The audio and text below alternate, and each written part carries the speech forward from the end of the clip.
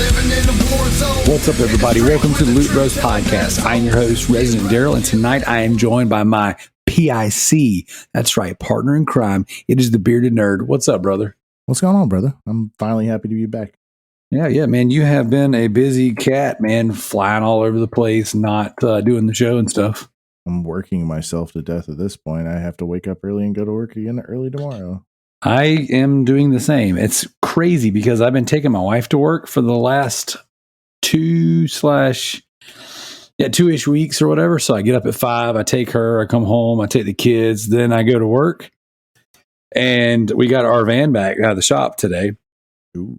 So it's really nice, A, having it back, and B, it's like, oh man, this thing is freaking sweet. You know, it's like we don't have to struggle and do whatever, you know. So I technically will still get up with her, but that's like 30 minutes of game time I get back. So I'm pretty stoked.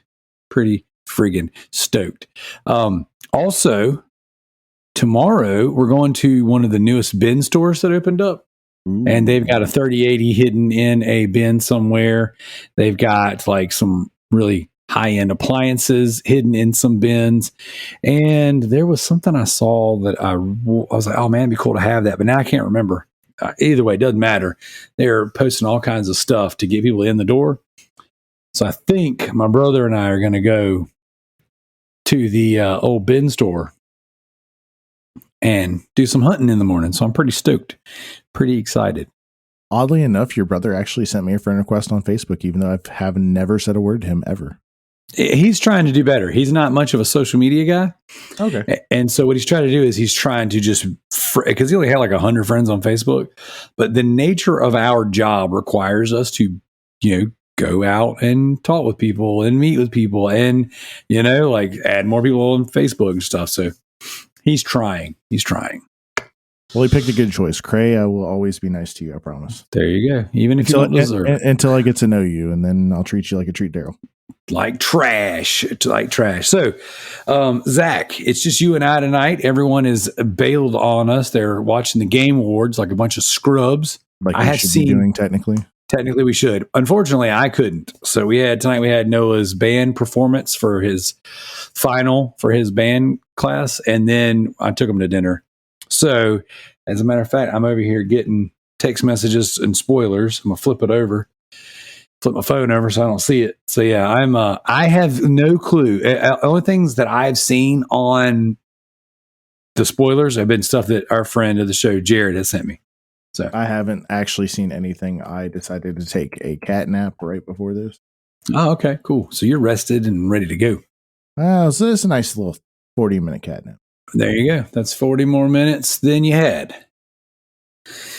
So this is the Loot Bros Podcast, everyone. This is your general gaming and sometimes we like to tell some jokes kind of podcast. Zach and I are going to be doing something fun and special tonight. We're going to be talking in depth about the games we've been playing. We're going to talk. Well, we were throwing around the idea of talking the Game Awards. Looks like we're going to come back for that one. But we're definitely going to be talking about some of these game collecting / hunting challenges that we've been doing. We've been throwing back and forth with each other.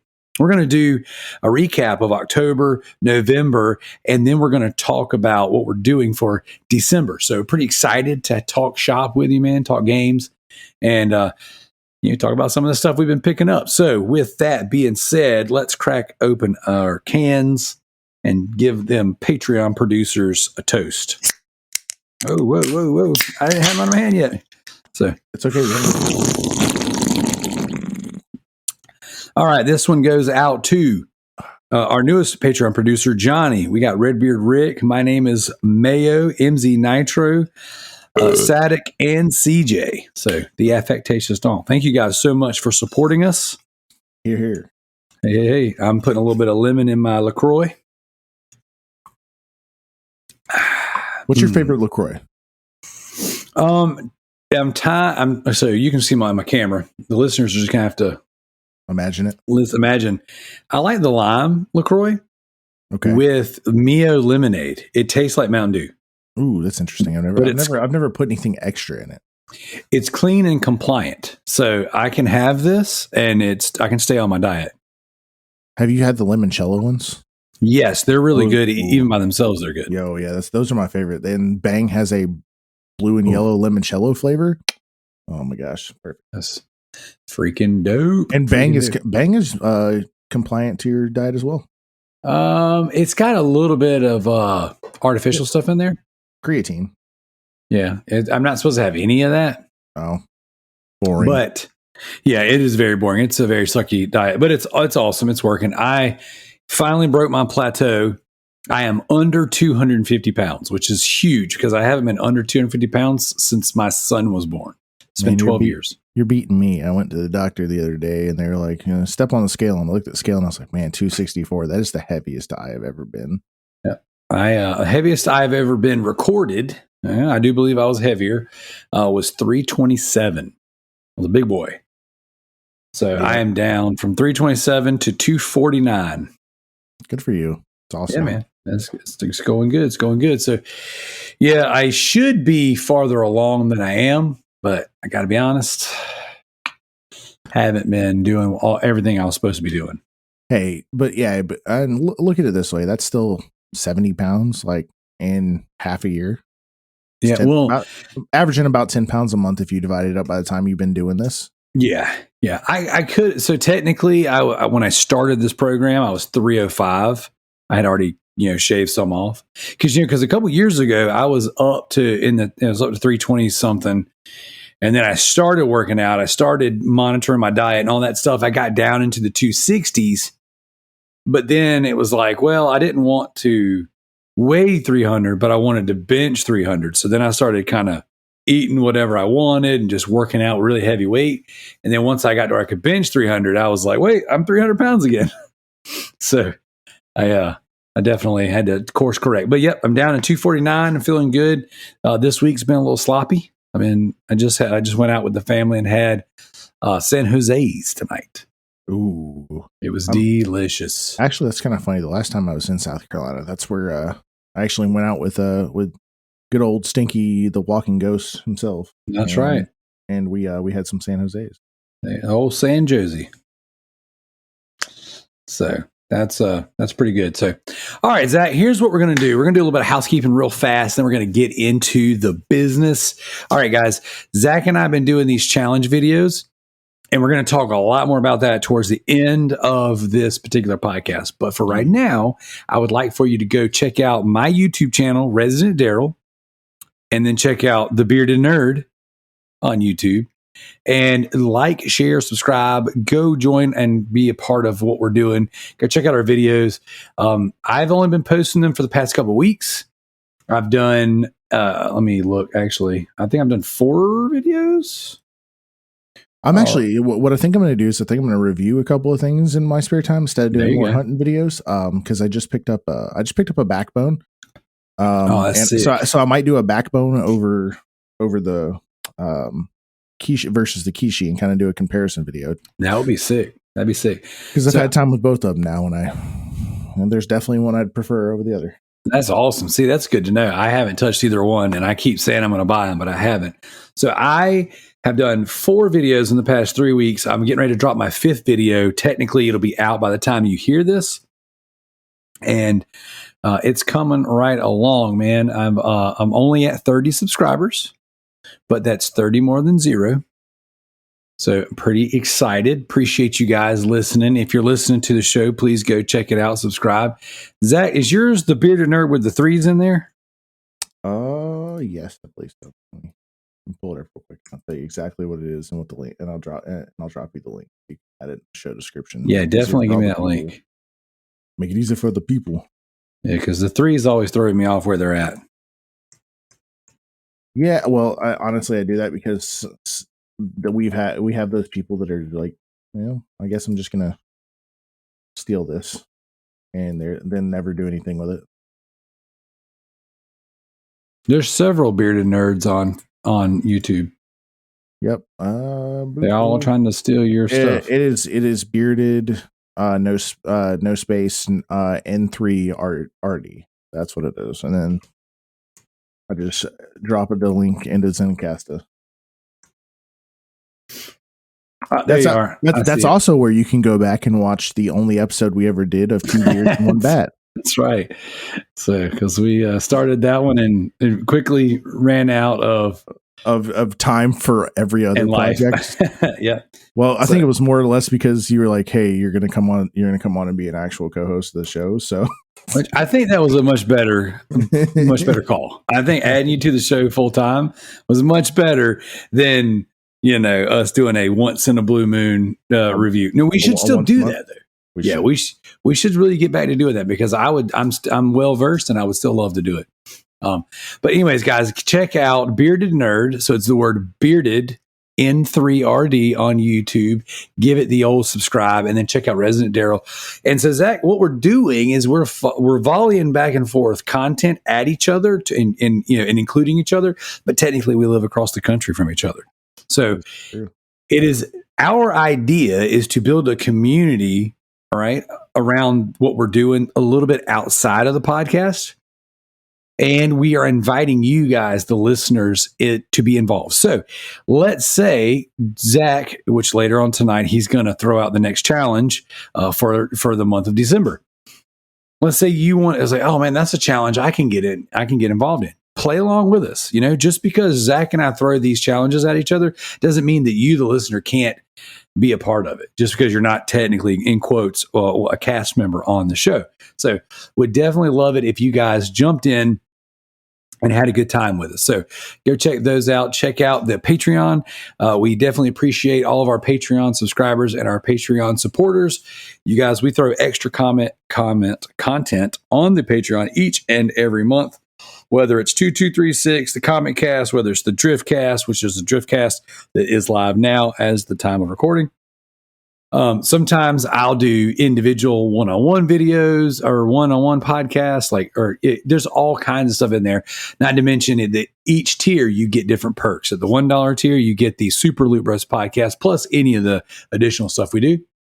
And at the $5 tier, you get the deep dive, the monthly deep dive, and you get all the other perks from the bottom tier. And then there is the $10 tier, which is the Patreon the producer tier. So we give you a shout out on the show each and every week. And guys, I lean a little farther into it, so I'm going to give a shout out to Redbeard Rick. All right. Redbeard Rick, one of our Patreon supporters, one of our Patreon producers, he has his own YouTube channel he's doing right now. And it's Redbeard Rick's Retro Room. All right. And so, not only does Rick interact with us in the show and in the podcast community and stuff, and not only has he become what I would consider a friend of the show, but he's a supporter. And I noticed he was doing his own thing, and I was like, you know what, I'm gonna give that a shout out on the show. So go check out Redbeard Rick's Retro Room. All right, we want to give him a rub since he's given us some love. Well, that sounded kind of sexual, didn't it? Hey.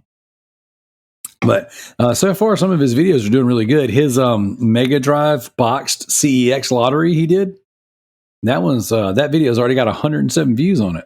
He just posted that a few days ago. Not bad for someone who just got started. So I think that's pretty freaking awesome. Better than I, says the blind bat. Yep, there you go. All right, so that's all the housekeeping we're going to do right now. As we kind of meander through the show, there's other things I want to shout out. But first, Zach. It's been a little while since been on the show. What you been playing? So I decided to join the ranks of the Stinky Switch players. Yes. And, I got a Nintendo Switch OLED. Nice. I got a good deal on it. I only paid $260 for the console. The only thing that it's missing is the little controller thing that comes with it, where you slide the Joy-Cons in, make it a controller, which is fine with me because that is the most awkward controller I've ever used in my life. But in that regard, I've been playing a little Pokemon Legends Arceus. I know everyone's on the Scarlet and Violet train, but I'm not going to drop $60 in that game when it'll probably go on sale after the holidays. And then what else have I been playing? I'm doing another run through of Super Mario Brothers 3. I'm literally on the last world right now. I realized how rusty I really am with it, and how it took me. It's taken me like 2.5 hours to get. I think I have a castle and one more castle and one ship left in the last world, which is not common for me because I used to be able to speedrun that game in like less than an hour.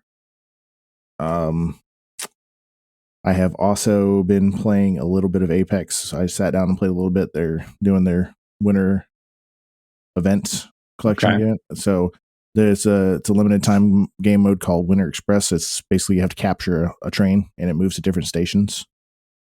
And it's either the last team alive or the team that captures that stays on the objective with no other teams contesting the objective. So it's been a yearly favorite for year after year. I think this is the third year. This is the third year they've done it, and it's fantastic. I did play a little bit of Madison as well. Got a couple of trophies in that. I've been trying to follow the trophy guide. I'm about 40% of the way through my first playthrough. I have to play through it 2 more times to get the platinum, because to get one of the trophies, you have to play through it on hard, and then on the third playthrough, you have to do speed runs of each section of the game. And I think certain ones are like, find this in less than 5 minutes, solve this puzzle in like less than 6 minutes or something like that. But yeah, I really enjoy the game. The guide I'm following doesn't reveal any of the spoilers. Like, it doesn't spoil any of the jump scares or any of the the moments. It just says, hey, go grab this here, and that's where you put it. It doesn't say, hey, this is going to happen, and then, So I've been playing a little bit of that. What else have I been playing? I played a little bit of Space Hulk Deathwing. It's on PlayStation Plus as well. It's a really weird, if anyone's ever played Warhammer Vermintide, which is it's kind of like an RPG. This one's more like a first person shooter, but it's like if Diablo was a first person shooter. Okay. In the Warhammer universe. It's a little janky because you can't jump or do any of that stuff. So it's literally point and shoot. Use abilities when you need to use abilities. Played that with a buddy of mine. He bought it when it was on Steam sale for their little Thanksgiving Black Friday sale. That was a lot of fun. I dig it. All right. Anything else? No, not really. I don't think I've really been playing anything else. I did play a little bit of Gotham Knights. I did pick that up during the Black Friday sale, like the first week it became available. So yeah, played a little bit of that. Actually, it's really not that bad. I don't know what everyone's complaining about. Well, mine is in my stocking wrapped up. So I told my wife she could give that to me for Christmas, that I got plenty of stuff to occupy myself with. As a matter of fact, this the last Super Loot Bros podcast, I did a solo episode where I talked about some of the games that I'm trying to knock out for December. And I kind of looked at it. I was like, you know what? Callisto Protocol's coming out. I've got to make myself available for that. And I really want to clean up some of these games I'm in the middle of. So I was like, you know what? I'm not going to touch it. I'm just going to roll with it. And it is what it is. So I told her she could give it to me for Christmas. What a nice gentleman you are. I know, right? Can you believe that? I'm such a good guy. I'm going to go out and buy this, honey. Wrap it for me, okay? Okay, thanks. That's right. I did that. I actually have to go pick up something on Christmas Eve. So everybody knows I was away. I vanished out into oblivion and went and worked in St. Louis for a month. Well, while I was out there, I earned a little bit extra money. And then just recently we had to replace the fridge in my house. So we got a new fridge.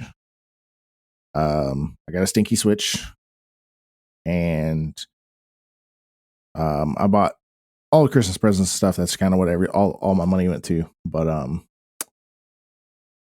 now I've lost my train of thought. It happens to the best of us. I think it's called old age. I'm not as old as you. You were bragging about how much money you have and how much you've been spending.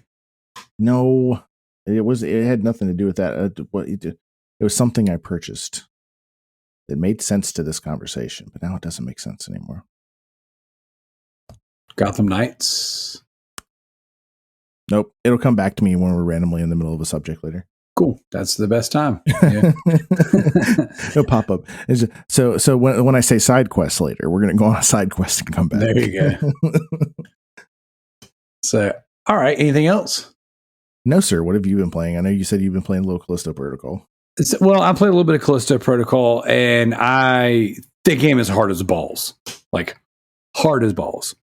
So, I was talking about this in the Facebook group. I'm still only about 2 hours in. I haven't touched it since I posted, about an hour and a half, 2 hours. There's a section in the game, though, and I started off on normal, but there's a section in the game to where once you have your first encounter with like 3 or 4 guys, dude, I died like half a dozen times and I had to drop it to easy to get past it. So I keep reading that there's actually like some invincibility frame stuff going on with the combat that's like needs to be patched out. So I'm just going to kind of chill on it for a little bit and like let them kind of work on the game. I'm afraid they'll patch out the easy platinum trophy though. So I'm kind of torn on what to do.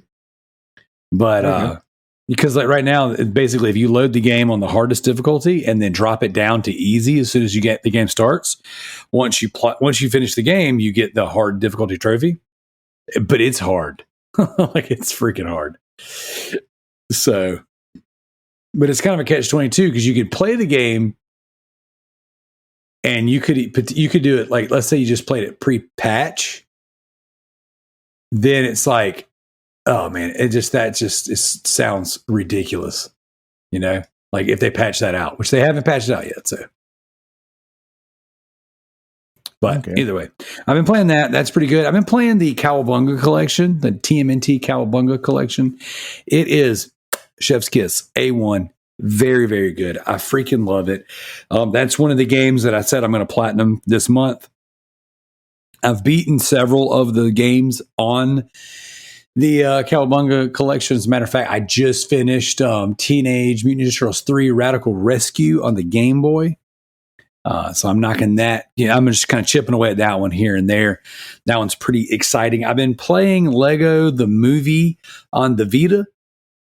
And that game drives me crazy, guys. I don't know what it is about it, but it makes me freaking nuts. Like I don't love that game. It is super frustrating. And it's like I keep having these weird glitches where I'll go do a level in free play and I'm trying to get all the bricks and stuff and get the trophies. And then every now and again I'll play a level where like I just can't get it to finish. I can't get it to progress. Like I get to a point where I'm either stuck, like either I'm picking the wrong people to play the level or whatever I'm supposed to do is not, like popping.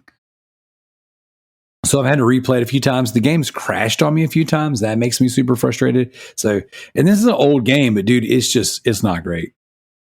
Okay. And then outside that, I played a little bit of Gears of War, the Ultimate Edition with my son. And that's been really good. Like, he's never played the Gears of War games. So I told him I wanted to go through the franchise with him.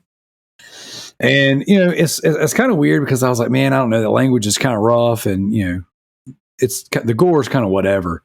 So I started playing the game and I just turned the explicit content off. But the only word it bleeps out is the F word. I'm just like, what? It's just kind of a waste. And so I was getting a little bent out of shape about it, right? I'm like, I don't know. And he looks at me. He's like, Dad, I hear all these words and worse within the first 5 minutes of walking in the door at school. He's like, so what does it matter? And I was like, you know what? Let's go. You're right. So we played through a couple missions of Gears of War Ultimate Edition. Super excited about that. That's been really fun. So we've been playing that. And then the last game I've been playing is the Game of the Month Club. It is Siphon Filter on PS4. Haven't touched it yet, sadly. Well, we are recording the last Thursday of the month, which I believe, without looking at my phone, is the 28th. I don't want to look at my phone because there's spoilers for the Game Awards if I flip it over right now.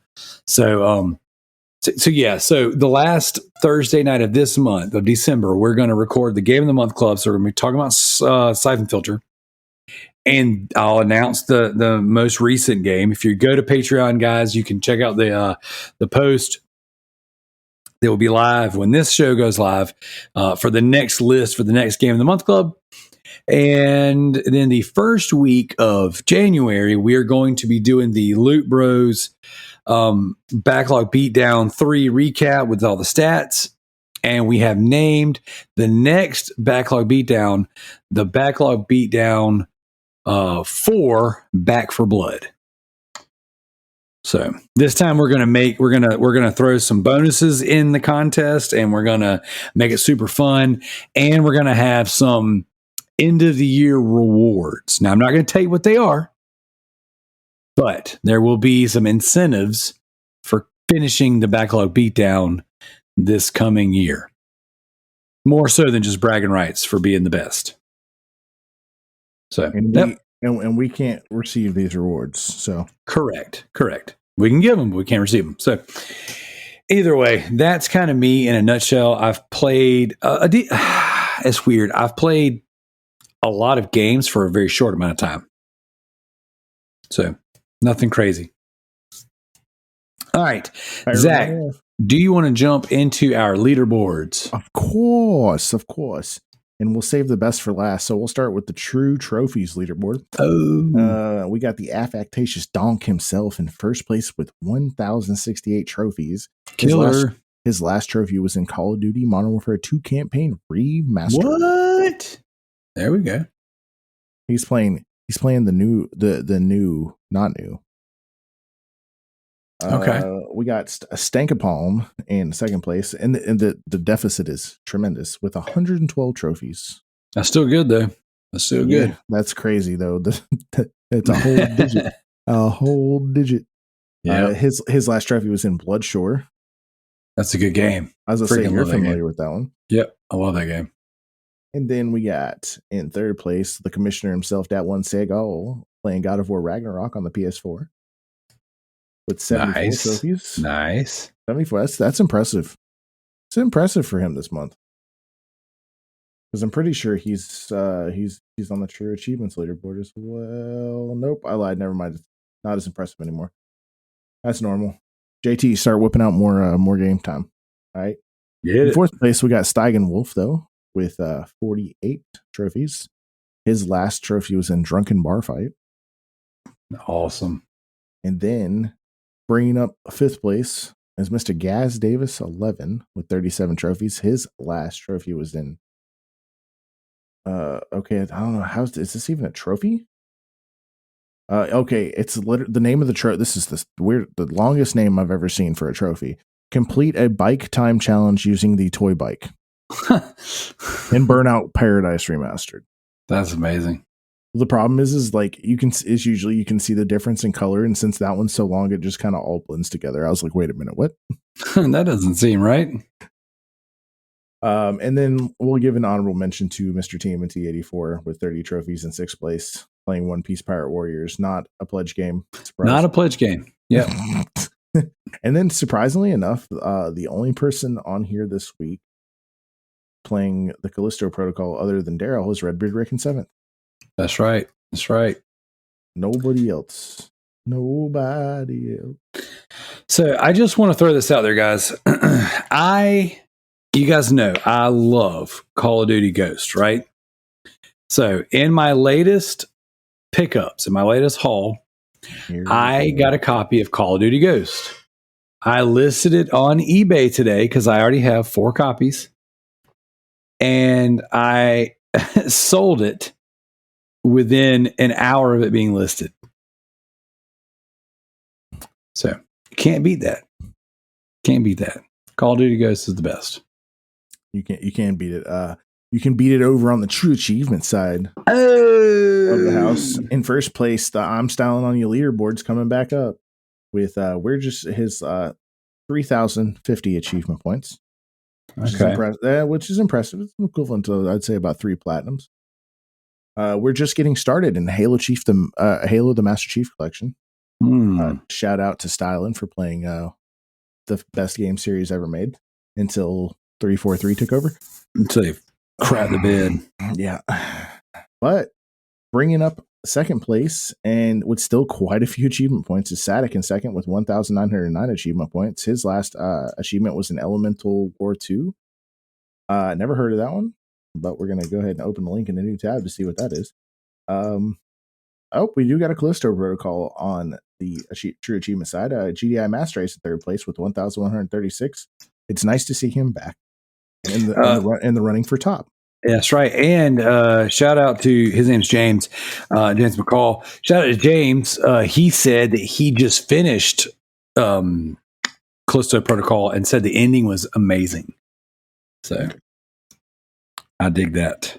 And then everybody's favorite Thunder from Down Under, Sony Pony to you in fourth place with 1,080 achievement points. His last one was in Albedo, Eyes from Outer Space. Whatever weird indie game he's playing. Yeah, that's actually a pretty cool game. Oh, well, see.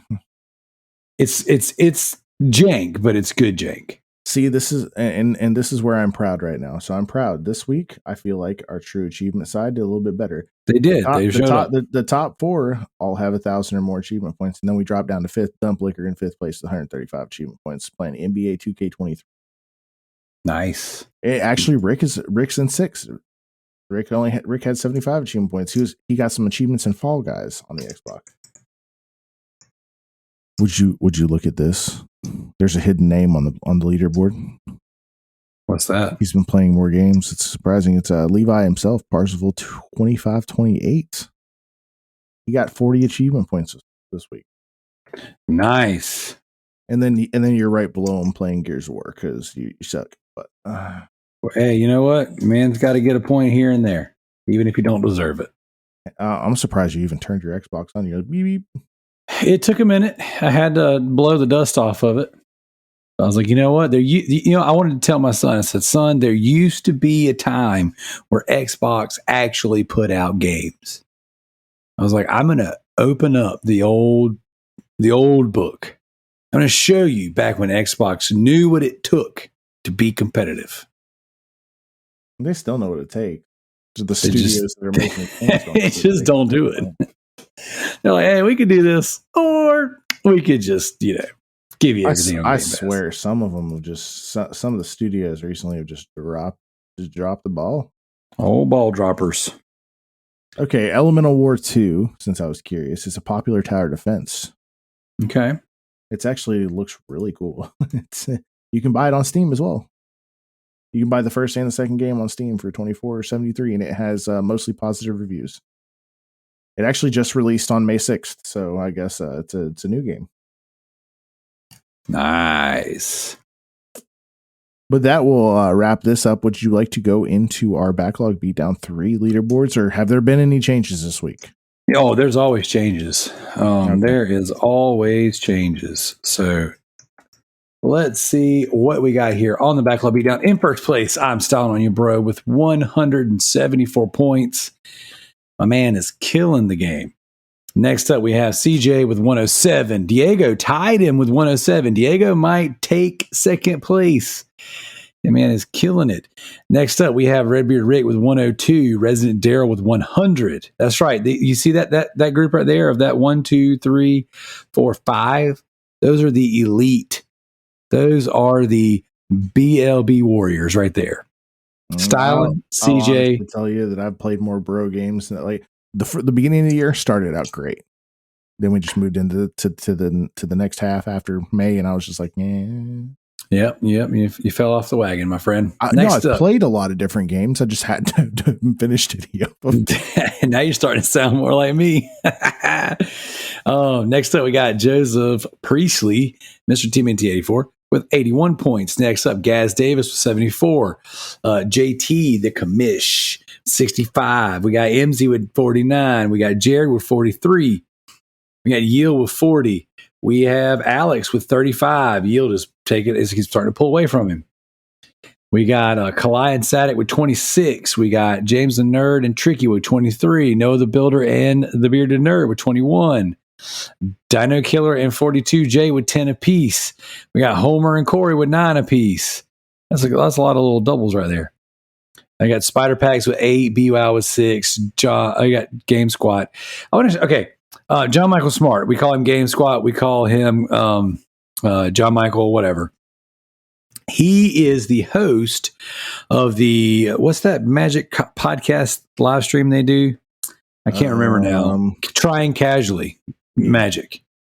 He said they're launching their own Backlog Beatdown competition next year because they're doing a spinoff show or Trying Casually Gaming. where they're streaming some video games and things of that nature. So I want to give a shout out to him for copying my idea. You're welcome. the sincerest form of flattery. That's right. That's right. Well, I'll let you have it. I ain't mad about it. All right. So I guess you need to get into the community questions before we get into these topics, man, because these topics are about to get lit, about to get heated. I'm just kidding, but they are going to be fun. All right. I am going to bring up our community questions. I don't know what happened to my Discord, but it just disappeared off of my menu completely. I had it brought up. I was prepared. What's weird is I'm sitting in front of, I'm on one of my 3 monitors. I've got my video that I'm editing, and it's frozen on me pulling out the Steelbook from Gears of War 2. And I'm just like, oh man, that's funny because hold on, let me see if I can find it in here. It's somewhere in the stack of games that should have won and should have beat you, but you cheated as always. I got Gears of War 2 as well. Look at you. Yeah. Hang on, let me pull this out. That's what she said. Whoa. But I can't reach it from where I'm at. It's not worth it. What she said. Whoa. So I've got you know what? I gotta get it now. I need a button. That's right. I need a all right. So for all the listeners of the podcast, you're gonna have to use your imagination. But I have one of those giant CD wallets that zip up. I don't have my little ring light over here, but I got my flashlight though. Daggum, Grandpa, come on. Look at this. Look at that.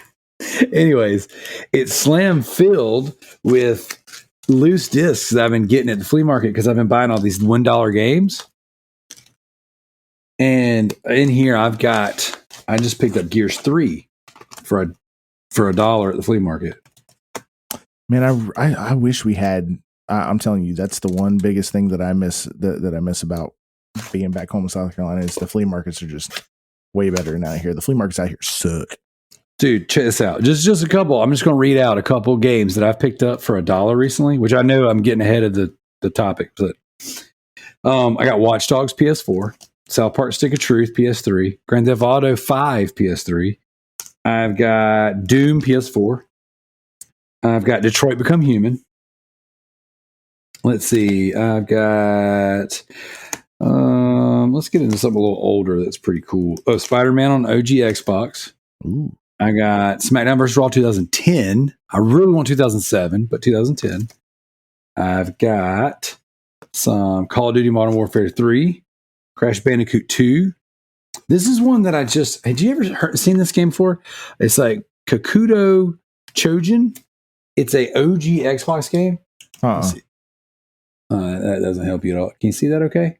I have not ever seen that game before. Yeah, crazy. I have never seen if you look at the top 2, the Xbox logo looks weird as well. Yeah. But that's one, I think complete, it goes around the $20, $30 range. I've just got the loose disc.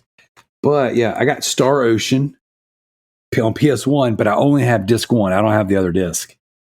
So like that would be a really valuable game, but I only have disc 1. But I ended up picking up Crash 2 and Spyro for $1 a piece this weekend. I got Ultimate Alliance and I got Marvel Rise of the Imperfects or whatever, that fighting game. Oh, look at this one. ONE 1 on PS1. Got that for $1 this weekend. So, and Mortal Kombat versus DC Universe. So, some pretty cool stuff, man.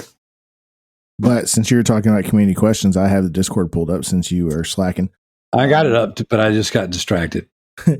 So Ender writes in recording during the Game Awards. Blasphemous. What game isn't on the Game of the Year list that you thought should have been included? Current list is Stray, God of War Ragnarok, A Plague Tale Requiem, Horizon Forbidden West, Elden Ring, and Xenoblade Chronicles 3. Dude, so this year, the games that I would have been like, oh, these are my Game of the Years, like they all came out buggy or messed up. Dying Light 2, Callisto Protocol, like those would be the 2 games that I'd be like, those are my style games. I like them, but they just didn't come out in good shape. So I think that list is pretty solid considering that, games like Pokemon and and everything else came out so broken. Pokemon, Gotham Knights, and Modern Warfare. Yeah, Actually, Modern Warfare 2's campaign came out just fine. It's the multiplayer that was buggy as hell. Yeah. Actually, you know what? Pokemon Legends Arceus should be on that list. It came out this year, right? I thought that was last year. I thought it came out this year. I might be wrong. But even then, I think it came out late last year. Let's look at but either way, I feel like if that one came out this year, it did. It came out in January this year. I was right. It came out early. But I think that should be on the list. I've been playing this game and it plays like I've never played a Pokemon RPG like this before. It plays like an actual RPG. Item categories, crafting items, quest lines. You pick up main quests and side quests. Like it plays like an actual true to life RPG, and it is fantastic. Chef's kiss. I love it so much. Nice. So, but yeah, I don't know. As far as the Game Awards go, I have no dog in the fight this year. Like I'm going to follow it and, I'm going to watch it. I'm going to be excited about it. But realistically, dude, it's whoever, whatever. I haven't played God of War yet. I own Elden Ring and haven't played it. Elden Ring was great. I did go on a kick on Elden Ring for a couple of weeks. But it is one of those, I feel like with you and I, being as busy as we are and having the aspirations we have, we don't have as much time to play games as we used to. So like we both work a lot. We both have kids that require our attention, that are doing stuff. Our significant others are busy with, your wife is pursuing her dream and getting better jobs. And, so now you get more time with her, which is fantastic. And my wife's been sick on and off. So when she has good days to spend time with her, we don't have as much time to play games. So that is correct. So it's unfortunate. Diego writes in, what are your thoughts on Jeff Keighley's kicks every time the Game Awards happen? Is he talking about the actual kick in the air or his shoes? I'm probably gonna go with his shoes, and I haven't seen his shoes. So let's go ahead and dock that first question, and I'll save that for next week when we watch it. I always feel like Jeff Keighley has on like bright white tennis shoes while he's wearing a suit. In my memory, I don't remember. I don't ever stare at his shoes. I'm gonna have to like do a year by year comparison.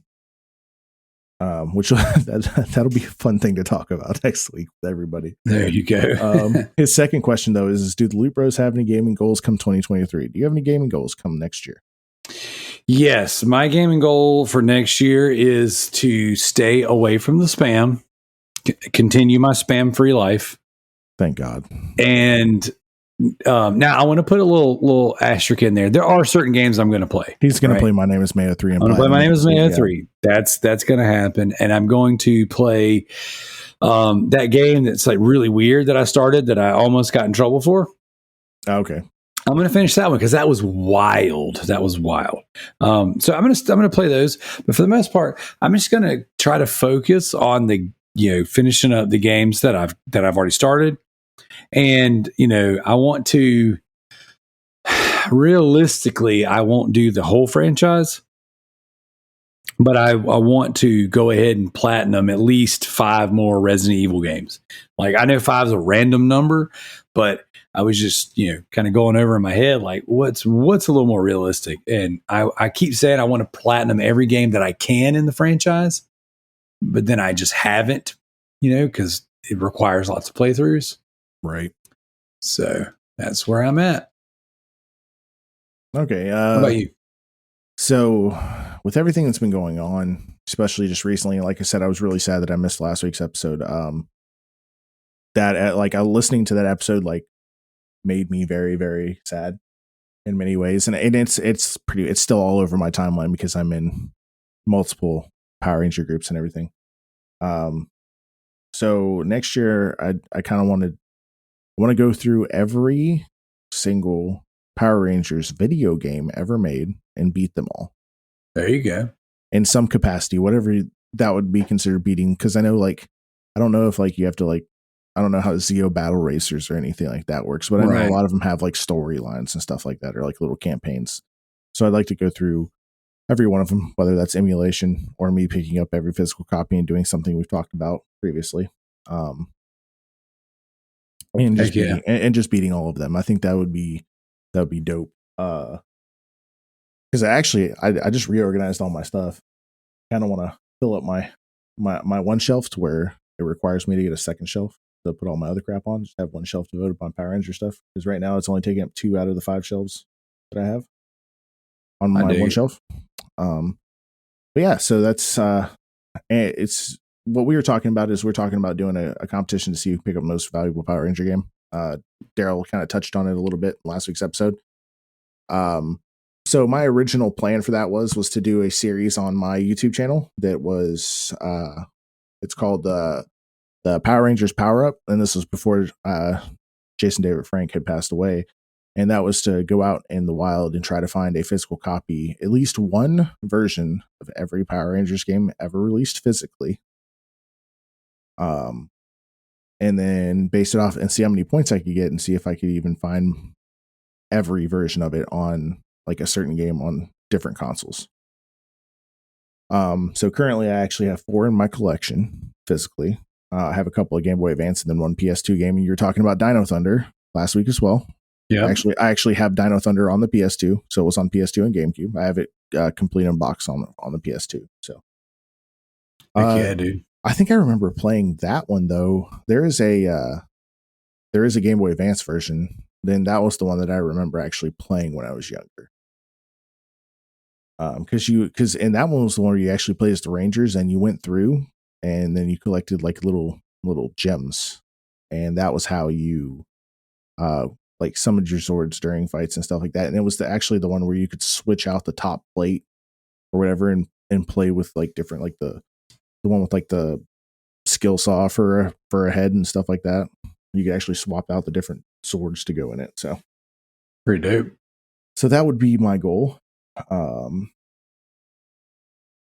Yeah, the only other goal I want to add is something that I've already started, but I hadn't finished. And there's no time limit to it, but I wanted to platinum all of the Lego games on the Vita. So, right. Yep. But man, I want to attempt to get a Vita this upcoming year. I think I want to start working towards. So when I was younger and I was a teenager, my goal was to have at least one of every video game console ever released. I want to have one of those cubicle shelves below a couple sets of TVs with a console sitting on each cubicle. Yep. That would be fantastic. I've done some stuff like that before, but like I said, life happens, and sometimes you got to sell some things you love. Yep. Can always come back to it later. But Gaz writes in and says, when will the news the backlog beatdown 4 be coming? I know we discussed this a little bit earlier. So that will be the first week of January, guys. So that will be the first episode in the new month. We will be discussing the BLB4 Back for Blood. I dig it. We've already got some stuff in the works. We've already been talking about some stuff. So you guys will get all the information as soon as we have it all collected and we close out last year's BLB, or this year's, not last year's. It's not next year yet. Sorry, guys. Yep. So what we'll almost. We were messaging back and forth, myself, Kalai, and JT, and we're going to launch the first week of January. So what I'll do is I'll do a video, like a YouTube video or whatever, and I will lay out the rules and regulations and the theme for the backlog beatdown. This one's the BLB4, Back for Blood. Or we call it backlog beatdown, Back for Blood, and with the number 4, kind of obviously playing off the Left 4 Dead, Back for Blood stuff. So we'll do something cool like that, but this year we're going to add bonuses. So this year is going to be a little more. We're trying to the people that aren't playing some of the lower time frame games, right? So this one will be a situation where, and I'm not saying this is one of the games, but let's just say for all purposes, let's just say I'm not the simulator person that just burns through all the simulator games, like Stalin not hit him and play some games. some simulator games rather. So, and I'm not going to be the 1 or 2 hour long player either. But let's just say a list existed, and this list had multiple. You're giving away too much already. Let's just say this list had multiple games on there that you could choose from that were worth more than 1 point for beating it, more than 1 point for platinuming it. I might say, okay, I can't compete with styling when it comes to the amount of time and perseverance, because it's not just a time game. It's a you got to have the freaking fortitude to push yourself, right? Well, let's just say I can go, you know what? I will play these games off the list to get the bonus points. It'll make it more competitive for everyone else. Make them simulator boys sweat. Oh, little sweaty gamers. So, but speaking of Styling writes in, will Zach ever make his video to claim a November win, or will he let the cheating Darrell get another W? Yes. So we were actually just talking about this yesterday. So I had everything recorded on Tuesday. I went to edit yesterday, and Wednesday. We record on Thursdays now. I went to edit yesterday, and I got all of my screenshots put in. I got my intro put in. I went to play the video and export it. And as soon as I hit play, it played the intro music. And then as soon as I started talking, it didn't have any sound. So that was corrupt. So hopefully that'll be out before this week's episode is. But yeah, no, it'll be out before this week's episode is. I have plenty of time this weekend. I just didn't feel like sitting down and doing another 4-hour edit. I was so mad. I got the thumbnail done and everything. I was feeling good about it, and I was like, all right, we're finally done. Click play, and it's just like, nah, fam. I'm just like, you gotta be kidding me. I literally turned off my computer and just went straight to my Xbox. I was like, I'm done with this for the night. I haven't played games in a couple of days. I'm gonna sit here and play. So yes, it is coming. If it is not already here by the time you hear my voice.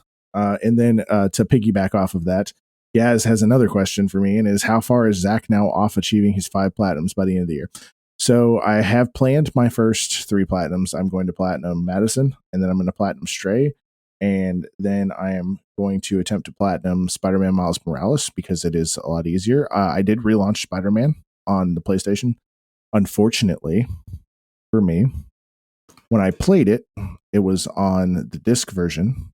So when I launched it, it did not have my save data, so I'd have to start all over again. And that is a longer platinum than any of the other 3 in the list. So those are my first 3 that I have planned out that I want to get knocked out. And they're all between 8 to 12 hours. So it's achievable. I did just pick up, like I said, a Backbone, which is really cool. And I completely forgot about remote play. So I think what I'm going to do is I'm going to leave the PlayStation running. And when I'm sitting there watching TV with everybody at night, I'm just going to be doodling around on my phone. There you go. Do you have our Facebook group community questions up? Yeah, the only question was from Thomas, our good friend. And he was asking us to talk about the Microsoft Activision deal because it looks like the FCC or FTC, one of those two, the FTC is suing to try to stop the deal now. So I thought that was pretty freaking interesting that there is FTC sues to block Microsoft's acquisition of Activision Blizzard. Federal Trade Commission commissioners voted 3 to 1 in favor of a complaint against Microsoft's planned $68.7 billion acquisition that will go before the agency's administrative law judge. Microsoft believed in giving peace a chance and offered concessions to the U.S. agency. Now it looks forward to going to court. So they said on Thursday it has filed an antitrust case to challenge the software maker's attempt to acquire video game publisher Activision Blizzard, claiming it would violate U.S. law. This isn't Microsoft's first time dealing with the competitive pressure. In 1998, the Justice Department filed a broad antitrust case against the company. Microsoft changed some practices related to its Windows operating system business. As a result, regulators in the UK are looking into whether Activision Blizzard acquisition will lessen competition in the country. Okay, so obviously, we all know what they're worried about. It's the same thing we've all been talking about. Activision Blizzard has, let's see, see how many IPs that they actually own. I know they own Call of Duty, they own Diablo, they own World of Warcraft. Let's see, they own Overwatch. Yep, they own a lot, man. They own Crash, Spyro. I think you already said that. They own. Oh my goodness, a lot of. Okay, here's every Activision Blizzard IP Xbox now owns, including Crash Bandicoot. Oh, Guitar Hero. Yeah, Guitar Hero is apparently an IP they own. All right, so Blur, Caesar, Call of Duty, Candy Crush. I did not know that. That's interesting. Crash Bandicoot, Diablo, DJ Hero. Obviously, it's in the Hero family. Empire Earth and Gabriel Knight. I don't know either of those. Geometry Wars. Snap! I didn't know they owned that either. Guitar Hero, Gun, Hearthstone, which of course, Heroes of the Storm, which is their League of Legends MOBA type equivalent. Hexen, Interstate 76, King's Quest, Laura, Bow Mysteries, The Lost Vikings. I have no idea what half of those are. Overwatch, Phantasmagoria, whatever that is. You might know what that is. I have no idea. I don't. Pitfall. Didn't know they own Pitfall. Police Quest, Prototype, Quest for Glory, Singularity, Skylanders. Did not know they own Skylanders. Oh yeah, that's a big. That's huge. If they could bring that back, because that thing it's still big. I don't know why some of that stuff still sells for crazy amounts of money. Yep. Soldier of Fortune, Space Quest, Spyro, StarCraft. Soldier of Fortune's awesome. StarCraft. I forgot about StarCraft. It's another good one. Tenchu, Legacy Games. Time Shift, Tony Hawk's Pro Skater. Yeah, World of Warcraft, True Crime, and Zork. That's a lot of IPs. But we all know their main worries are going to be Overwatch, Call of Duty, Diablo, and World of Warcraft. That's it. Those are their four main ones, and those are four really big draws. Honestly, it's a toughie because those are all really big IPs, but I honestly don't think it's in Microsoft's best interests to keep that from the rest of the market. No, they've already said that they can't sustain the cost of developing Call of Duty without the sales on PlayStation. Yeah, so cool, they're still going to sell it on PlayStation, but they still get, as long as they get a large enough margin to keep making those games. What is the problem? If Sony still gets a percentage, they could even put it on Nintendo, because wasn't there a Call of Duty on the DS?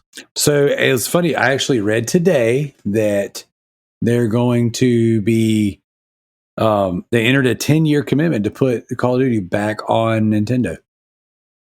Yeah, okay, so they're talking about doing all of these things. Where's the competition part coming into play here? So a lot of it's because if you take the biggest and best-selling game of the year, every single year, hands down, Call of Duty, nothing beats it. It's always the top at NPD. If you take that and you put that on your subscription service, that is such a big IP that you're going to force. All right. And that's in quotes, force people to go to your service, to your platform. Right. And even if you put it on the other one, you're going to say, all right, you can buy it over there for $70. You can play it over here for $14 a month, $15 a month. It's a no-brainer what's going to happen. So, and it seemed like an uphill battle, almost like a losing battle, that Sony, you're really not going to convince anybody of that, until Google got in the fight a couple weeks ago. And Google said, no, we've already had issues with Microsoft. And if they purchase Activision Blizzard King, okay, that's the one that no one talks about in our space, because King owns Candy Crush and things like that. They're now you're going to have a monopoly on the biggest, highest drawing mobile games.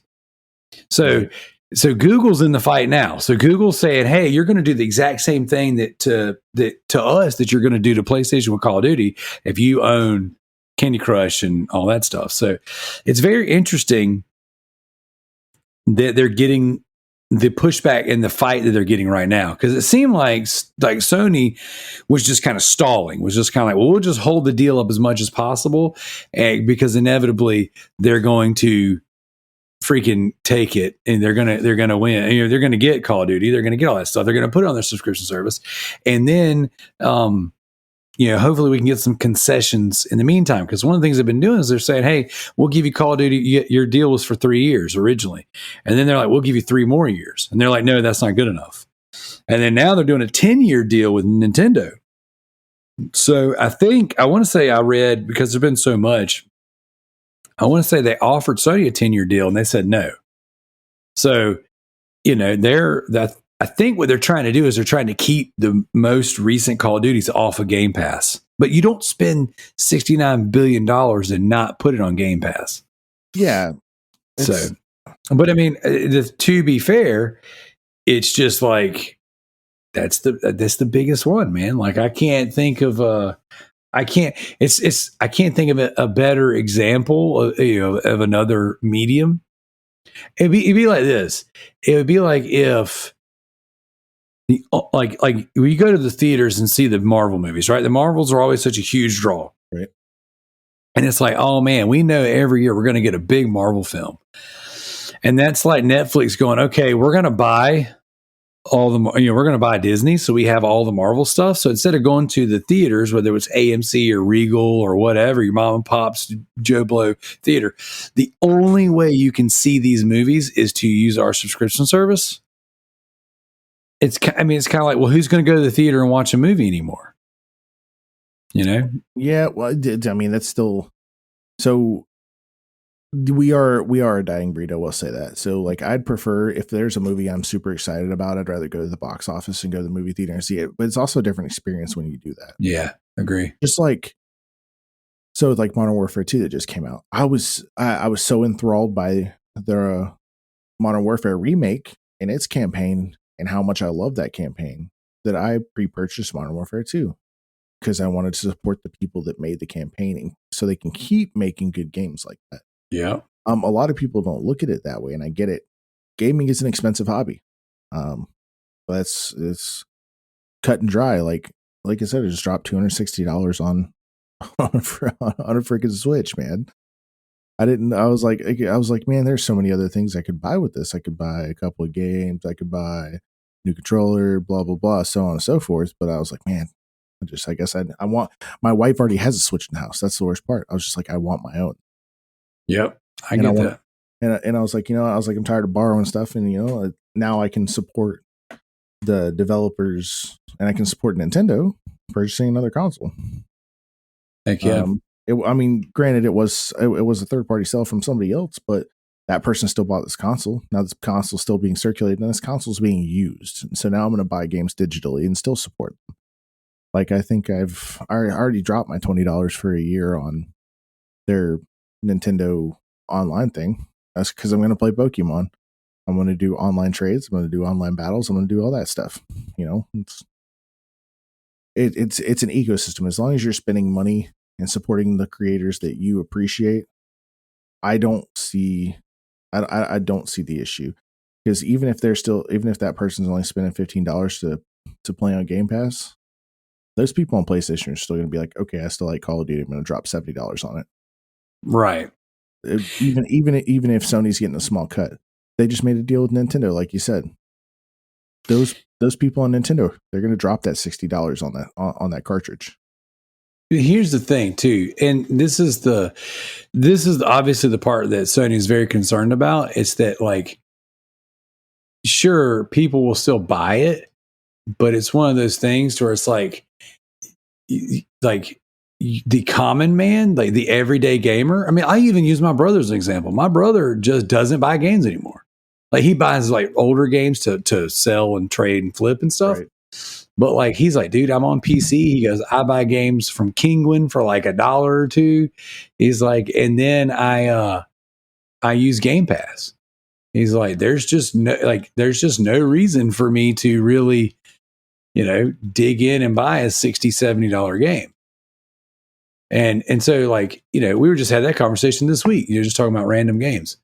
But that's what's happening though, is that the common person, the common gamer is just like, well, like, why would I buy Call of Duty? If Call of Duty and Madden are the two games I buy every year, if they're on Game Pass, why would I ever buy another game? I'll just subscribe to Game Pass. So if that means that my friends play on Xbox, well, I guess I'll just go on Xbox and buy it on game or get it on Game Pass. Well, yeah. I mean, I like I said, I get that, but at the same time, even free to play games. So like Apex has been one of my main games that I've played for years now. Apex has dropped one set of physical discs even after the game's free to download, and I picked up a copy of it. I have it sitting on my shelf. It is opened. I have put the disc in my console. Yep. It's still it's the thing where, hey, I'm going to support these creators. They did something really cool. So it's like Fortnite. Like Fortnite had a physical disc copy as well. That's expensive now too. It is very expensive now.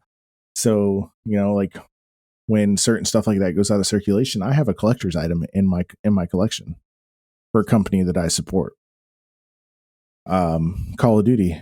I didn't pick up a physical copy because, no offense to Activision Blizzard, but I have a Series S. I don't have a. Yeah, well, it doesn't. I don't think the disc. I think I read the other day that Call of Duty is not even on the disc. Like that one's just seriously a download key.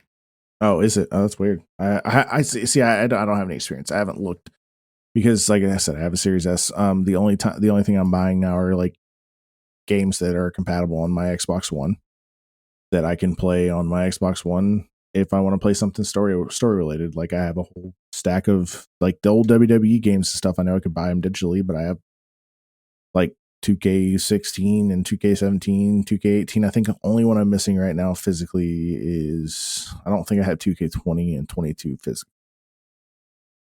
Gotcha. Out of the whole 2K series, I think out of the whole 2K lineup, I've been trying to find those and purchase those. But just to collecting is not as big now. It's more like what we're doing and kind of flipping things, I guess, to a certain extent. But which is why I'm super excited about these challenges. If you really want to dive into December, are you ready for it? Let's do it. All right, guys. So December's challenge. So we're going to do something white elephant based. So Darrell and I have a list of 5 games apiece. The goal and objective for this month is going to be to purchase. So we can, if we find all 5 games, fantastic. Buy all 5. Send them to the other person, but the other person's not going to know what the other person purchased for them out of their list until they receive a package in the mail. And for our videos, we're going to be opening those packages. So Darrell's list, Darrell's actually missing a number 5. I'm going to give him a hard time for it. I changed it. I changed it and got distracted. So we each have a list of 5 games. All 5, our first 5 games have to be $20 or less in value right now, and we're using price charting to average that out for a complete in box. I added something cool. This is like a 6th game, but the 6th game doesn't have a cap on price for complete in box, or for example, like a loose cartridge. For like SNES, NES, and stuff like that, those will take loose, because complete in box on those are always more than, they're ridiculous if you can find half of those complete in box. And then our 6th game, like I said, no price limit on it at all, no cap price, but we can only spend $20 on that item. So our 6th item, $20. That's it. If you cannot find it for $20, you can't buy it. So we're just going to go ahead and go down the list. It's the same as every other month. We can only find them physically. We have to record transactions. We can use Facebook Marketplace. We can go to physical brick and mortar stores. Auctions if you are there. So this is the way I explained it on Discord, right? It's like, okay, my mom went to the auction. She actually did the original negotiating, but then I had to meet up with her and I had to pay her for those items. So I said, now how's that any different than like a Facebook Marketplace deal, to where like, I don't know how they got it. I just had to know what I had to pay for it. But then how much did you pay for the total lot? $25. And how many games were in the lot? Oh gosh, what did I say? 19 games. So you still paid over $1 each game. Well, the guitar is worth more than all that altogether. It doesn't matter. Still, if we were to so for me, I specified because the guy was worried about one game in particular. Mm-hmm. And I said, okay, I will pay you this much for this game, and if you give me the rest of the games for this. Well, then let me rephrase it. I paid $25 for the guitar, and I got the games for free. Prove it. I can do that. I bought them for my mom. I can totally prove that. That's cheating. Hey, that's cheating. All right. No, all right. No deals with family members unless it's an actual good deal. All right, we're gonna add that. No dealing with family members unless it's an actual deal. Like I know, like there are certain games like Cray would probably sell you. Maybe. He's got good stuff, man. My brother's got a really good retro collection. He's slowly starting to sell some of it, but he's got some good stuff. But on the bright side, this month we don't have to stick to a $1 stringent price. So all the same rules apply as every other month. That's why I listed all our first 5 on the list as $20 games, because we can spend anywhere from 1 to 20. If you really wanted to buy the game for $20, you're not going to get anywhere in the competition this month. That's right. But so the way it's going to work is, let's say, so the first game on Darrell's list is Blood Omen. Yep. So let's say Blood Omen. You know how much it's worth off the top of your head? I'm bringing up price charting now while you're reading out the list. Okay, so I'll just go down the list. So Darrell's list consists of Blood Omen, Blood Omen 2, The Punisher on Xbox, WWE SmackDown vs. Raw 2007 on the Xbox 360 or the PS3. Mm-hmm. And his 5th game is The Suffering 2 on Xbox. Those are his $20 or less games. So Blood Omen 2, okay, no matter what version you get, PS2, GameCube, Xbox. Actually, Xbox is only $10, but Blood Omen 2 typically runs anywhere from 10 to looks like 14 to 16 is kind of the middle price. The GameCube version complete's going for $35. Loose is going for $19. Yeah, and then all right. So let's say for example, I picked up Blood Omen 2 for you on the PS2. Its complete price on price charting, averaging 1 sale per week, is $14.61. So let's say I found the complete version of Blood Omen 2, manual, box, all that good jazz. Yep. And I got it for $5. That is a $9.61. Yep. Essentially profit if I were to sell the game.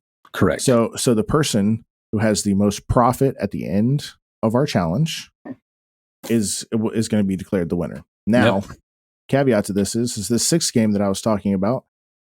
Imagine it like it's your big Christmas gift. It's that one big one you always wanted as a kid, that one you hope to get every year, even if that was the only one. The other 5 you're still really happy to get. So Darrell's no cap price, $20 spend limit, is obscure for the PSP. Yep. Don't know what that is, but I'm sure I'll figure it out this month. It's a Resident Evil style horror game. Okay. So they have, like, there's PS2 versions, there's Xbox versions, there's even Wii versions of some of the obscure games, but the PSP one, Obscure the Aftermath, loose is going for $32. Complete in box is $48 on price charting. That's not terrible. So I kind of tried staying in the same realm. So for me, my I'll just go through my list real quick. So my list is going to be Halo 2, the Steelbook, the complete in box, obviously. The Steelbook is going on average, I believe it wasn't too bad actually. I think it was about $20. Collector's edition, Xbox complete, $19.05. Cool. So still obtainable, but it's still something like Darrell has a Steelbook addiction as well, and I kind of want to add some of my favorite games. What's funny is I have this. I know. So I saw it at a half price books, but the case was dented horribly. Yeah. I love you very much, but if you give me a dented case, I'm going to send it back. I will still honor the purchase, but I might beat you with it. Yeah, don't send it back because shipping is expensive. The Halo 3 limited edition steel box, that was the one that had the really dope just the 3 on it. I've got that one. I don't have either of those. My number 3 is Mighty Morphin Power Rangers on the SNES. So 2 of my games on here are cartridge games. So loose is fine. I obviously don't expect box anything. If you do get my no cap when complete in box, I will shit my pants. But my 4th one is Naruto Ultimate Ninja Heroes, the original, the first one for the PSP. I have 2. I have a loose copy of 2 for the PSP that I need to actually recase because it came with a broken case when I bought it.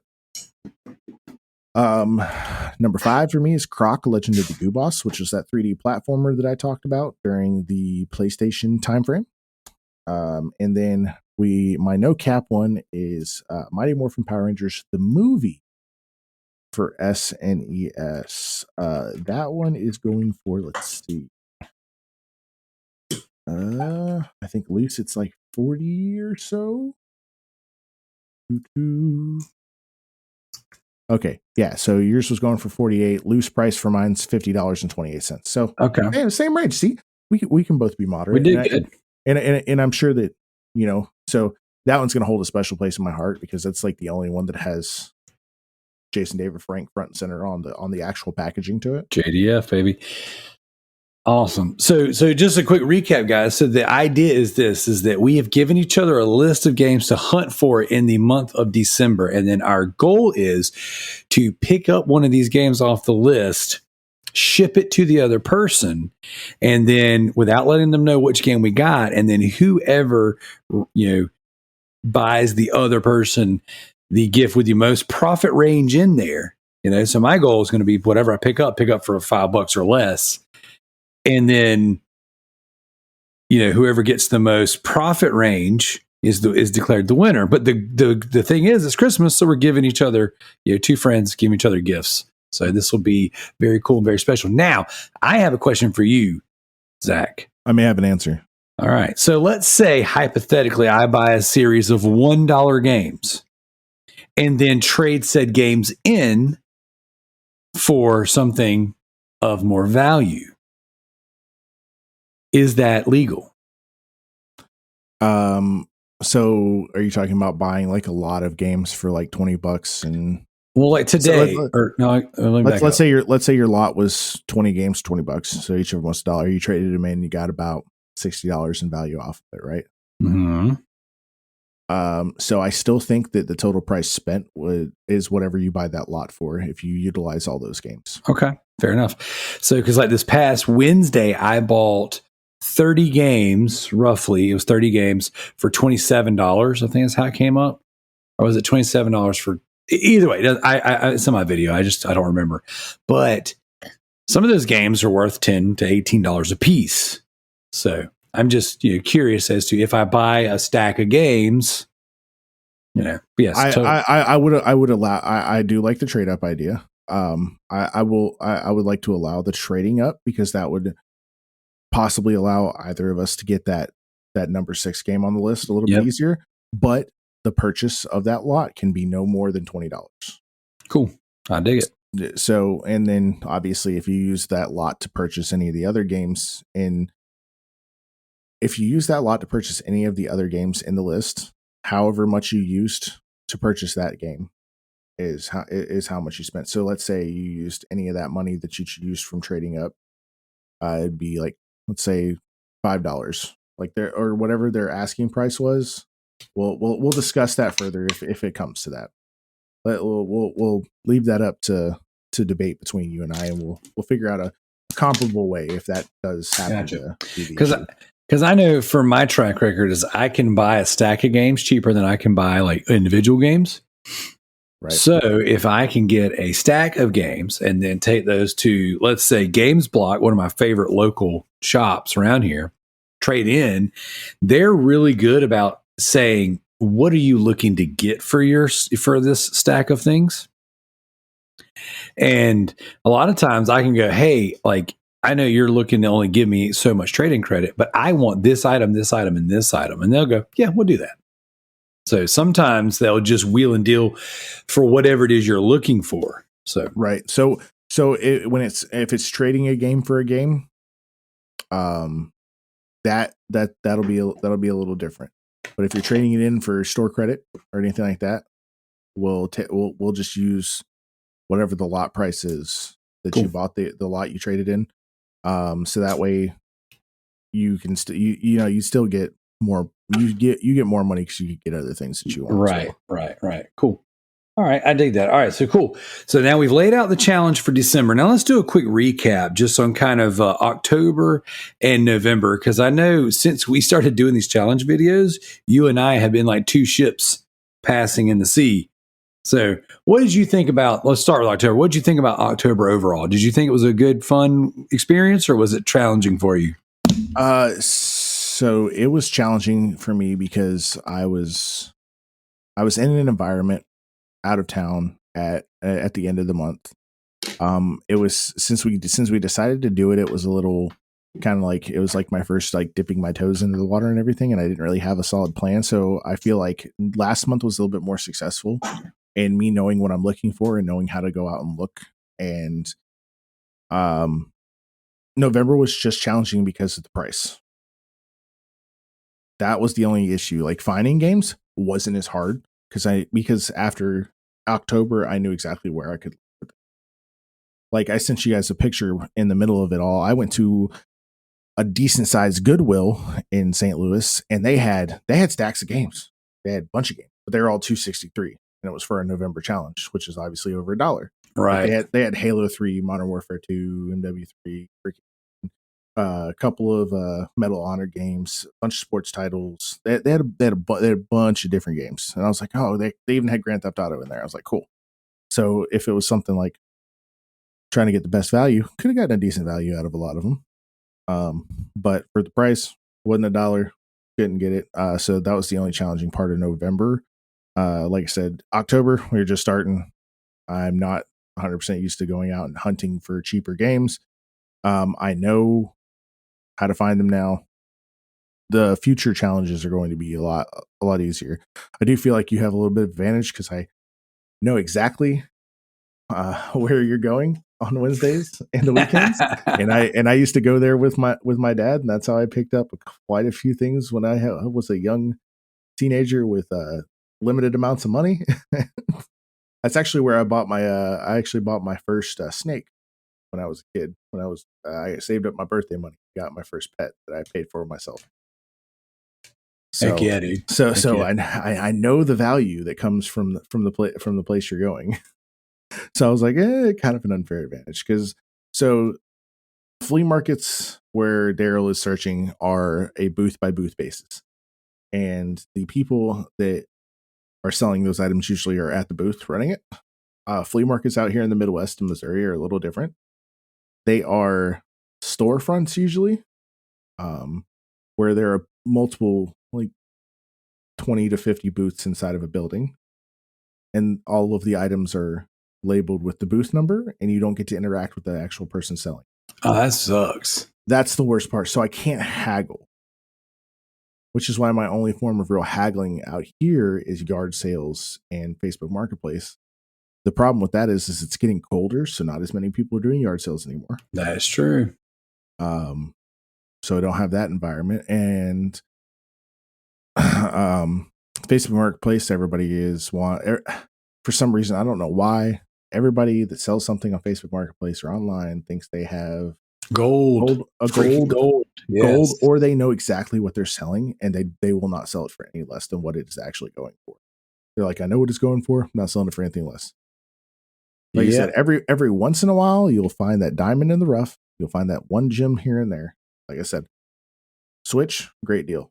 $320 at GameStop for a refurbished one, and this one came with a game. So I paid $60 less for the console with a game. Cool. Like I said, every once in a while you'll get lucky. Sometimes it's just you'll message somebody and be like, Psh, "Don't insult." Like they get so offended that you offer them less money. I'm just like, dude, you're selling an item. I'm just trying to get a decent deal on it, man. Yep. Yep. I get that. Yeah, I am very fortunate, man, because I have the flea markets right here and they are open Wednesday, Saturday, and Sunday. And there's basically, if you get there early, you can get a deal. Yeah. And if you watch my videos, most of the time I just ask and they throw numbers out there. And, like there's a lot of times, and all the footage doesn't make it into the video because I'm not trying to make hour-long videos, but a lot of times if it's $5 or more for a game, I'm just not going to buy it. Like the video I'm editing right now, this guy wants like $10-15 for PlayStation 4 games. And there's one phrase that you can say and it'll turn me off immediately. And it's like, if I say, oh, how much are your games? And they go, oh, different prices. I mean, okay. You're going to make it up based on what you perceive to be my reaction to your game. Yep. And I just don't buy from people like that. But if someone's like, hey, I'm getting X amount or make me an offer, like, so this video I'm making right now, dude, I think it'll blow your mind. I wish I would have brought more cash with me. So, cause I could have bought more games, but I really try to limit myself on how much I spend because I go multiple times a week. So, because I don't do reselling full time, I try not to bring more than $60 to $80 with me each trip. Understandable. And it might take me now don't get me wrong. Like I'm selling enough to pay for all of my trips and still make a little bit of money. But my fear is that I'm going to spend more than I make. And that's not where I want to be. Right. So, but I am fortunate with that. Yard sales have been good to me. I picked up I've picked up some pretty good deals at yard sales around here. But like you said, it's starting to cool off. Yard sales are becoming fewer and farther between. As a matter of fact, this Saturday, I'm going to the flea market to sell, not just to buy. So I will walk around, I will buy stuff. But for the most part, I'm actually going to sell stuff this week just to kind of clean up and clear out. We got some furniture, we got a set of drums. We got like a over the stove microwave. We got a bunch of Nerf guns and kids clothes and kids, action figures and stuff. So we're going to try and, sell some stuff and this week. But yeah, I definitely take advantage of the fact that not only that, but like we've got a pretty big YouTuber that like makes a living off of going to our flea market and reselling or, buying and reselling. And so I feel like that really does keep like emphasis and action on our flea market. I mean, don't get me wrong, our flea market has always been pretty awesome, but and there's others too. Like, so just an hour and a half away, there's Greer Flea Market. There's Ladson Flea Market about 2 hours away. There's the Jockey Lot, which is the biggest flea market in the Southeast. That's about an hour and 45 minutes away. And that's in Greenville in the upstate. So, man, so, all right. So best thing about this year is I'm finally actually going to get a decent amount of time off this year. Okay. So the way our company does it is they give us time off at the beginning of the year. They give us like what we're allotted for the year at the beginning of the year. They say, here you go. Use it when you need it. Use it if you want it, whatever. You have to use it for the end of the year or it goes away. So my wife and I are already, cogs are working in our head, planning the trip. We're going to go up north to Michigan and see my grandparents. My wife's never been up there and met that side of my family, so that'll be kind of fun. And then I'm like, well, what am I going to do with the rest of my days? And I really need to get back down and see some of my family in South Carolina because I haven't been down there holy crap, I haven't been down there since 2017. Yep. It's been a while. Yeah, it has been a fat minute. I haven't been down there since Christmas 2017. So maybe we'll do some game hunting together. That'd be awesome. That'd be a lot. That would be awesome. So I think that'd be really cool. And again, like when you were talking about like October and going into November, like you didn't have a plan at first, but now you got your plan. Yeah. For me, it was. I mean, I've been doing this stuff for years, just going and buying games, selling, trading, like I've just been, this is just what I do. This is what keeps my collection big and full. And you can see right here, but I've got like these 2 IKEA shelves and they're smaller, but this is like all PSP and Vita stuff up to about the 3/4 part. And then up there is all Resident Evil games. But I've got, hundreds of games, hundreds. And I've been selling the crap out of them. Man, I've sold so many games in the past 6 months. But I still keep a decent amount. And I'm just like, I go out there week after week. Some weeks you don't get much. Some weeks you don't get anything. Other weeks it's like so much you can't. I didn't bring enough money. Like this past week, I didn't bring enough money. So it's pretty cool. But for me, like I just like, you know what? I'm going to put a camera on. I'm going to go out there and I'm just going to see what happens, And I went to the flea market every week, sometimes twice a week. Excuse me. Oh gosh, he's getting old and hasn't had his white monster. I did not have a monster. You're right. I hadn't had one since this morning. What's funny is I've been fighting that one this whole show. I was like, I don't want to yawn on the show. I was like, I can't do it anymore. But I went for weeks, dude, and in October and just didn't find anything. And it wasn't until that Facebook Marketplace deal that I really hit the jackpot. So I got super lucky. But that's the best deal I've ever found on Marketplace. I hardly ever find good deals. And then outside of that, November was I was able to make the challenge for November. So that one I really did make in my own favor for dollar games. Right.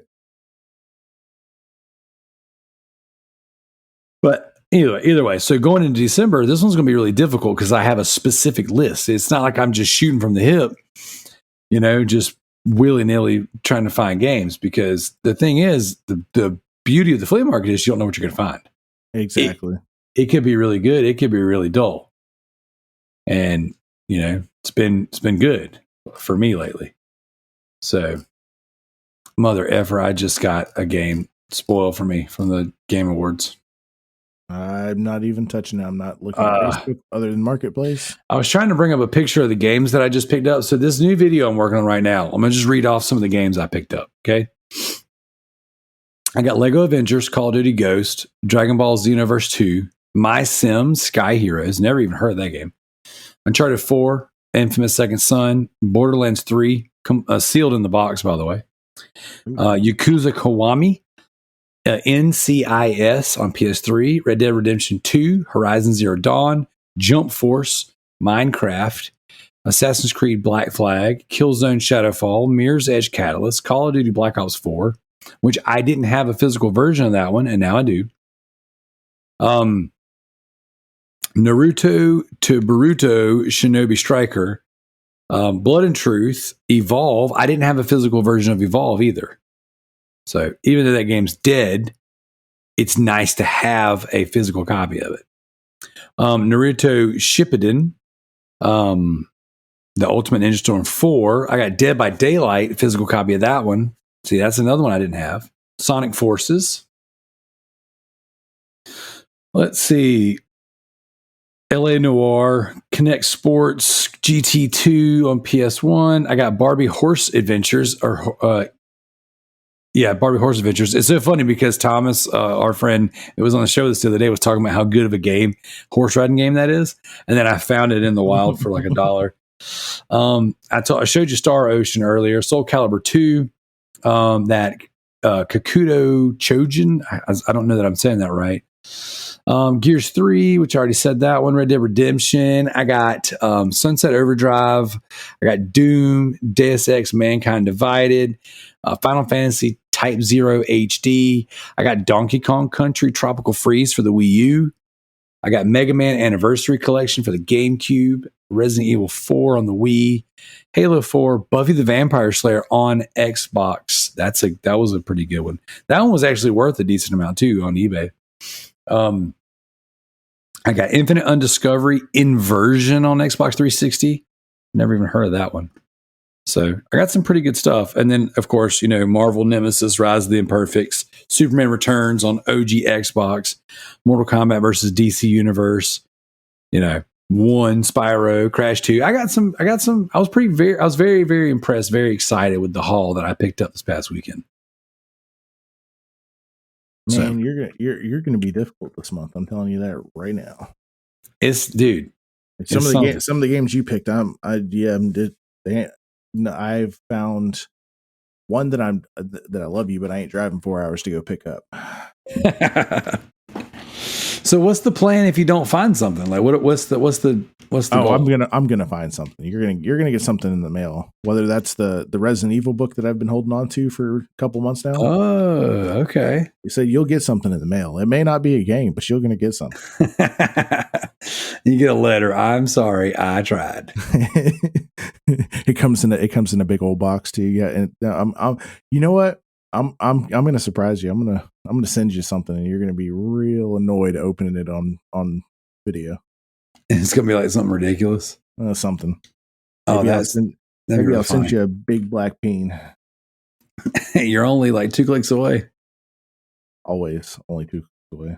So, all right, Zach. Well, I guess this is probably a good spot to wrap it up, man. I really am excited to put this video out tomorrow. Now, as the time of listening to the show, when this goes live, the video will already be out. So, pretty excited. Actually, what's cool is I got a Wii U this weekend. Ooh. And I'm pretty positive there's a game inside it, but I don't have a power cord to try it out, to turn it on and try to. Plebeian. No, what I did was I sold my Wii U, and then I sold the power cord, charging dock, and all that stuff separate. Not intentionally. I just didn't take it to the flea market with me when I sold my Wii U. Okay. And then so when I noticed that, I was like, oh crap, I didn't take it with me. I just sold it on eBay. Power supply went for $20. The charging dock went for $20.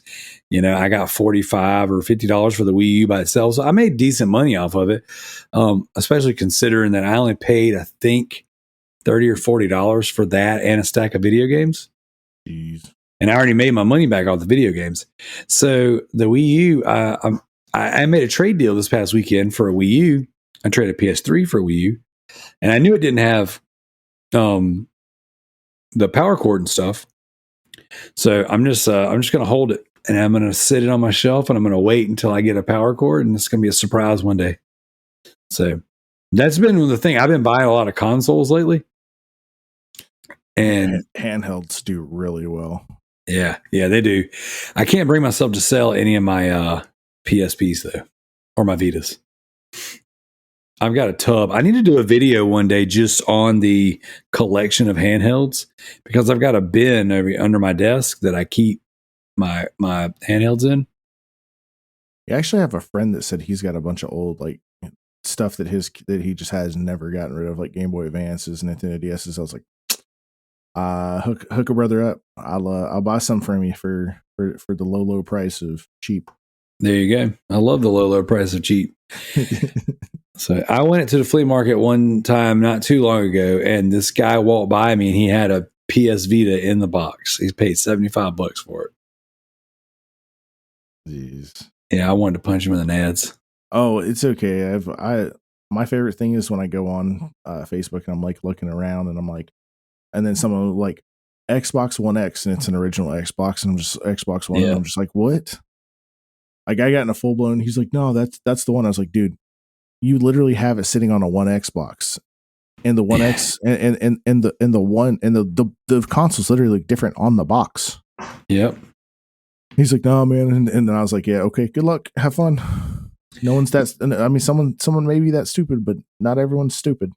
Dude, what's funny is I had a guy who on Marketplace was like, I'm selling that new Series X, and it was the friggin' just the OG. It was the Xbox One. I'm just like, come on, man. I'm not selling the fridge. I'm selling the textbook. It's ridiculous. People are crazy. Oh yeah. Well, I hope everyone enjoyed this week. I'm happy to come back, and I'm happy to at least have had a little bit longer conversation than our random phone calls throughout the week. Yeah, that's been good too, though. It's been nice. It's one of those things that where when we finally started talking outside the show, I was like, you know what? Why didn't we do that before? It's a little breath of fresh air. Just like, oh, let's talk about something outside of work for 10, 20 minutes. Yeah. I don't mind. Shoot, I'll schedule you. I'll put you on my schedule of calls. Pencil me in for 11:30 there. There you go. It's like all these people that hate my guts, and then there's a little bit of time with Zach. So,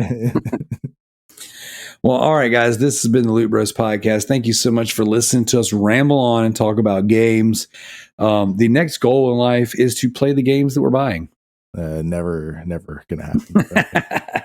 My backlog grows more extensive by the day. That's right. It should be. It really should. So definitely go and check out our YouTubes. It is Bearded Nerd and Resident Darrell. We'll have the links in the description of the show notes. Thank you guys so much for all you do. It would be amazing to hit 50 subscribers by the end of the month. That would be amazing. I'm at 30 now. It'd be amazing to hit 50 by the end of the month. So if I'm only at 10, gang. Let's go. Get him up there. Yeah, come on, let's get those numbers up. Which is bad because 26 people viewed our 2 Beards, 1 Bat video. So that means 16 of y'all didn't freaking sub to the channel, and you're freaking fired. Hey, you know what? I got 107 plays on one of my flea market videos and 30 subs. What does that tell you? That tells you that my videos are no bueno. Hey, you guys, make sure if you go and check us out, ring-a-ling that ding-a-ling bell also to be notified when we upload videos. And, subscribing is free. It doesn't cost you a dime. You just click the little button. It turns gray. You're good. All right? You don't ring-a-ling the ding-a-ling bell. I'm going to ring-a-ling ding-a-ling you out of the Facebook group. All right? There you go. That's right. You guys have been put on notice. If you don't subscribe, you're kicked out. You're banished forever. So, awesome. Well, Zach, thank you so much for coming on here and talking shop with me. I look forward to seeing your video, even though you have to edit it for the second time. Yeah. I'm not looking forward to it. Don't remind me. Yeah, I'm gonna get mine knocked out tomorrow. I'm almost done. The problem I run into is I'm trying not to make them too long, but it's weird. So I got on a 15-minute video, 34 views. On an 8-minute video, 27 views. On a 27-minute video, 107 views. So I've really found my sweet spot too is like certain videos that are between 20 and 30 minutes are usually what I watch personally. So like a lot, I've been watching a lot of Ludwig videos just because they're like off the wall, and I like the dude's personality. So okay, well, something to keep in mind then. All right, Zach, you have a great one, listeners. Thank you guys so much. You guys have a good one. This has been the Loot Bros podcast, and we're out of here. Peace. Later.